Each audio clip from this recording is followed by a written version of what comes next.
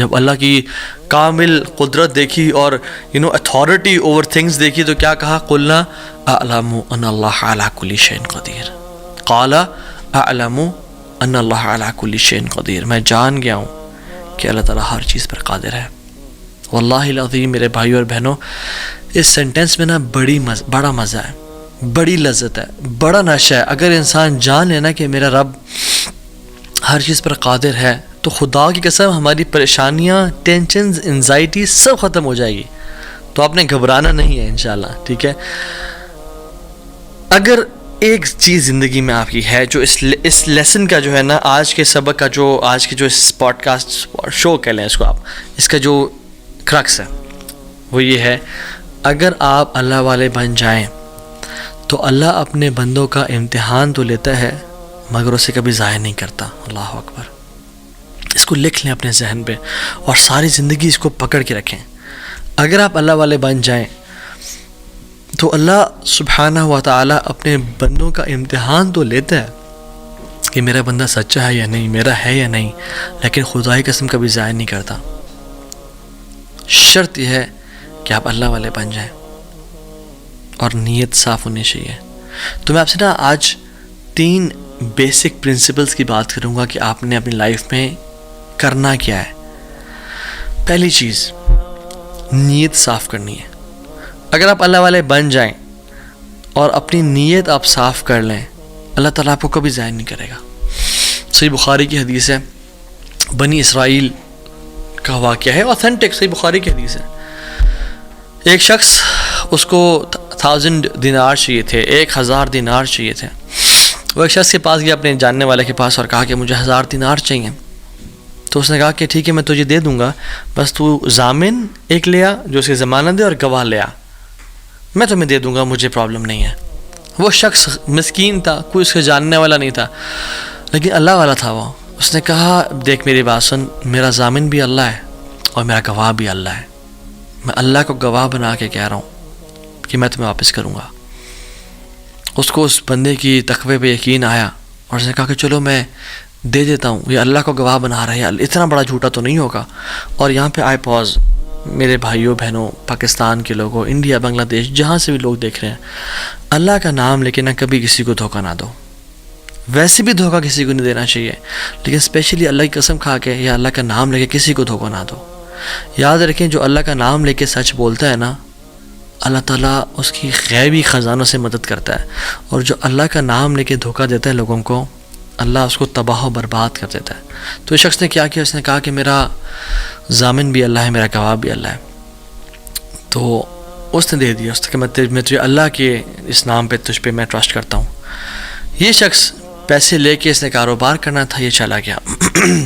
یہ جب کشتی پہ بیٹھا، سوار ہوا، دوسری طرف ادھرا، اپنا کام شام کیا، واپس آیا۔ جو دن اور جو مقرر وقت آیا ہوا تھا، جب وہ کشتی پہ آیا واپس، ایک سمندر کے پار یہ شخص تھا، تو جو لاسٹ کشتی تھی وہ نکل گئی۔ یہ سر پکڑ کے بیٹھ گیا کہ میں نے تو آج وعدہ کیا تھا اور اللہ کو ضمانت دار بنایا تھا اور گواہ بنایا تھا، اب اگر میں آج اس تک مال نہیں پہنچاتا تو وہ کیا سوچے گا میرے بارے میں، اور اس کا تو ٹرسٹ اٹھ جائے گا، یعنی کہ میں نے اللہ کے نام پہ جھوٹ بولا اسے۔ تو آخری کشتی چلی گئی تھی، اس کے بعد تو کشتی نے اس دن جانا نہیں تھا، تو اس نے کیا کیا کہ یا اللہ میں نے تجھے ضمانت دار بنایا ہے اور تجھے میں نے گواہ بنایا ہے، تو تیرا کام ہے اس مال کو پہنچانا۔ اس نے ایک ووڈ لاگ لیا، اس میں سوراخ کیا، اس میں اس 1000 دینار، سبحان اللہ، 1 دینار از اے گولڈ کوائن، اور آپ ایک گولڈ کوائن کی آج آپ ورتھ لگا لیں، ان لیکس، ان ملینز۔ اس نے کیا کیا، اس کو اس ووڈ لاگ میں ڈالا، پرچی لکھی اور اس میں ڈال کے نا بسم اللہ پڑھ کے آگے بہا دیا کہ اللہ تجھے میں نے ضمانت دار بنایا، تجھے میں نے گواہ بنایا، اب تیرا کام ہے اس کو۔ یہ شخص یہاں ویٹ کر رہا تھا اور یہ شخص اپنا مال لینے کا یہاں انتظار کرتا، اور یہ شخص یہاں پہ کھڑا تھا، اس نے مال کو دے دیا۔ اور سبحان اللہ، اللہ تعالیٰ نے کیسا قادر ہے، کیسا قدیر ہے، اس نے اس ہواؤں کو رخ پھیر دیا، اور وہ بندہ وہاں انتظار کر رہا تھا، اور اس کے بندے کے پاس وہ ووڈ لاگ پہنچا، اور اس نے اس کو دیکھا، اس میں پرچی تھی، اور پرچی نکالی، اس کو کھول کے دیکھا کہ اس کے 1000 دینار تھے۔ وہ بڑا حیران ہوا کہ یہ مجھ تک کیسے پہنچے۔ خیر، یہ جو شخص تھا جس نے بھیجے تھے، یہ اگلے دن دوبارہ جو سب سے پہلی کشتی ملی اس پہ روانہ ہوا اور اس بندے کے پاس پہنچا اور 1000 دینار لے کے الگ سے کہ پتہ نہیں وہ پہنچے نہیں پہنچے، میں اس کو اس کا حق تو دے دوں۔ اس نے کہا کہ یہ تمہاری امانت، معذرت تھوڑی تاخیر ہو گئی مجھ سے۔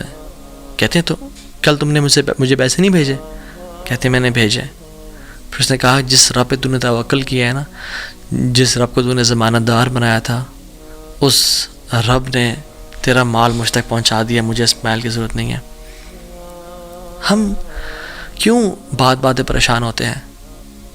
کیا کمی ہے ہماری زندگی میں؟ شاید توکل کی کمی ہے، قرآن پڑھنے کی کمی ہے، عبادات کی کمی ہے، حلال اور حرام کی پرواہ کرنے کی کمی ہے، نظروں کی حفاظت کرنے کی کمی ہے۔ ہماری زندگی میں کچھ کمی ہے جس کی وجہ سے ہم اللہ تعالیٰ کے اس اللہ تعالیٰ کے ناموں کی وجہ سے ہم we are not living to our فلسٹ۔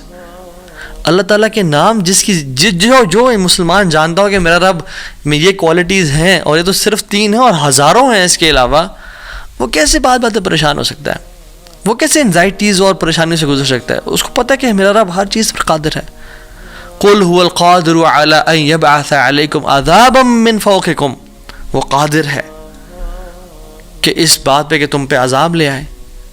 ان المتقین فی جنات ونہر فی مقعد صدق عند ملیک مقتدر، عند ملیک مقتدر، وہ مقتدر بھی ہے، وہ ہر چیز پر قادر ہے۔ تبارک الذی بیدہ الملک وہو علی کل شیء قدیر، وہو علی کل شیء قدیر، وہ قادر بھی ہے، قدیر بھی ہے، مقتدر بھی ہے۔ تو پریشانی کس بات کی ہے؟ جب ہمارا رب ہے اور وہ ہر چیز کو کنٹرول کر سکتا ہے اور ہم اگر اللہ والے بن جائیں تو پھر آپ یقین جانیں کوئی مسئلہ نہیں رہے گا۔ ہر پریشانی کو وہ آسانی میں ایسے بدل سکتا ہے، اس نے صرف کن کہنا وہ بدل جائے گا، صرف ہماری نیت صاف ہونی چاہیے، نمبر 1۔ اور number 2، second principle to live a wonderful life and to live a happy life is, جو بھی نیکی کریں اس کی اجر کی امید صرف اللہ سے رکھیں، پھر دیکھیں اللہ کی قدرت کے مناظر کیسے دکھاتا ہے آپ کو۔ پہلی پرنسپل کیا تھا؟ اپنی نیت کو ہمیشہ صاف رکھیں، اللہ تعالیٰ کے لیے کام کرنا، جھوٹ نہیں بولنا، دھوکہ نہیں دینا، فریب نہیں کرنا۔ ہم نے اللہ کے لیے اپنے ہر کام کو کرنا ہے، اللہ کی رضا کے لیے کرنا ہے۔ دوسری چیز، نیکی کے اجر کی امید صرف اللہ سے رکھنی ہے ہم نے، اور پھر دیکھیں اللہ تعالیٰ کیسے آپ کے دروازے کھول دیتا ہے۔ اللہ تعالیٰ ہر چیز پر قادر ہے، اس کے لیے کچھ مشکل نہیں ہے میرے بھائیوں اور میری بہنوں۔ آپ کی لائف میں پریشانیاں ہیں، مشکلات ہیں، زندگی تنگ ہے، آپ اللہ کو اس کے ناموں سے پکاریں، آپ اپنی نیت ٹھیک کریں، آپ اپنے اجر کا سوال لوگوں سے نہ کریں، صرف اللہ سے امید رکھیں، پھر دیکھیں آپ کی زندگی کس طرح سے آسان ہوتی ہے۔ پھر قاضی بن گئے، قاضی ابو بکر بن عبد الباقی رحمہ اللہ، and he became a very famous person in the history. ان کے ساتھ جو اللہ تعالیٰ نے واقعہ کیا، اللہ تعالیٰ آج بھی وہی رب ہے، آج بھی وہ اپنے رحمت خزانے کھول سکتا ہے اور قدرت کی دریا بہا سکتا ہے، اور ہماری زندگی میں ہماری جو مشکلات ہیں، پریشانی ہیں، وہ دور کر سکتا ہے۔ بس ہم نے کرنا کیا ہے؟ ہم نے گناہوں سے بچنا ہے، ہم نے نیت صاف کرنی ہے، ہم نے حرام سے بچنا ہے۔ میں آپ کو مثال دوں، تیسرا جو پرنسپل ہے وہ یہ ہے کہ حرام نکلنے سے بچیں۔ پہلا پرنسپل نیت کو صاف کر لیں، دوسرا پرنسپل اللہ کی رضا کے لیے سارا عمل کریں، اللہ کو خوش کرنے کے لیے تمام اپنے اعمال کو رکھیں اور صرف اس سے اجر کی امید رکھیں، اور تیسرا پرنسپل حرام لقمے سے بچیں۔ آپ صحابی رسول کا واقعہ دیکھ لیں، ابو امامہ الباہلی رضی اللہ تعالیٰ عنہ، جب وہ اس دین میں آئے، اسلام قبول کیا، تو غریب تھے، اپنی قوم والوں کے پاس گئے کہ جب وہ کھانا کھائیں گے تو میں اپنے ساتھ کچھ کھا پی لوں گا۔ جب انہوں نے کھانا پکایا اور سرو کیا تو کھانے لگے تو دیکھا اس میں دم مسفوح پکا ہوا ہے۔ دم مسفوح وہ ہوتا ہے جب بکرے کو ذبح کرتے ہیں نا، یا دمبے کو یا اونٹ کو نہار کرتے ہیں تو جو خون نکلتا ہے نا، اسے لوگ اس میں شامل کر لیتے ہیں اور اس کو پکاتے ہیں۔ کچھ روایت میں تھا کہ وہ خنزیر بھی اس میں تھا، جو کہ دونوں حرام ہیں۔ تو انہوں نے شدید بھوک کی حالت میں ایسے ہاتھ بڑھایا اور دیکھا دم مسفوح ہے تو اس کو چھوڑ دیا اور کہا یہ ناجائز اور حرام ہے۔ تو قوم والوں نے کہا تمہیں بڑا حرام حلال کی پرواہ، تمہیں کیا ہوا؟ کہتے کہ میں ایمان لے کے آ گیا ہوں اللہ تعالیٰ پہ اور اللہ کے نبی صلی اللہ علیہ وسلم پہ، میں اسلام ہو گیا ہوں، میں نے اسلام قبول کر لیا اور میں مسلمان ہو گیا ہوں۔ تو انہوں نے کہا کہ اچھا ٹھیک ہے، بڑے تم آئے ہو نیک، جیسے آج کل کے لوگ کہتے ہیں نا تم بڑے مولوی ہو گئے ہو۔ تو نہیں کہا کہ تم بڑے مولوی ہو گئے ہو تو تمہیں تمہارا دین مبارک ہو، بہرحال یہی کھانا تو یہ تم نے کھانا تو کھاؤ، نہیں کھانا تو نکل جاؤ یہاں سے۔ وہ چلے گئے، دور جا کے لیٹے، کہتے ہیں میں نے تھوڑی دیر کے لیے آنکھ لگائی اور بھوک کی شدید حالت تھی. تو جب میں نے حرام کا انکار کیا تھا، مجھے اللہ رب العالمین سے امید تھی، اس قادر قدیر سے امید تھی. آنکھیں میں نے کھولی تو میں نے دیکھا ایک پیالہ پڑا ہوا ہے. اس کو جب میں نے دیکھا تو اس میں دودھ ہے، اور کہتے ہیں میں نے اس کو پیا بسم اللہ پڑھ کے. کہتے ہیں کہ اس سے زیادہ میٹھا، اس سے زیادہ سفید اور اس سے زیادہ ٹھنڈا دودھ میں نے آج تک اپنی زندگی میں نہیں پیا تھا. اتنا خالص دودھ. کہتے ہیں میرا تو پیٹ بھر گیا اور میری رگیں سیراب ہو گئیں، اور پورے نا یعنی جو ایک ڈرائنیس تھی میرے اندر بھوک کی وجہ سے، وہ بالکل ختم ہو گئی. کچھ دیر بعد قوم کے لوگ آئے اور کھانا لے کے آ گئے کہ ابو ماما تو ہمارے قوم کا ہے، تو ہمارے برادری کا ہے، چلیے کھانا کھا لیں. تو انہوں نے کہا کہ میں حرام نہیں کھاتا اور مجھے میرے رب نے پلا دیا دودھ.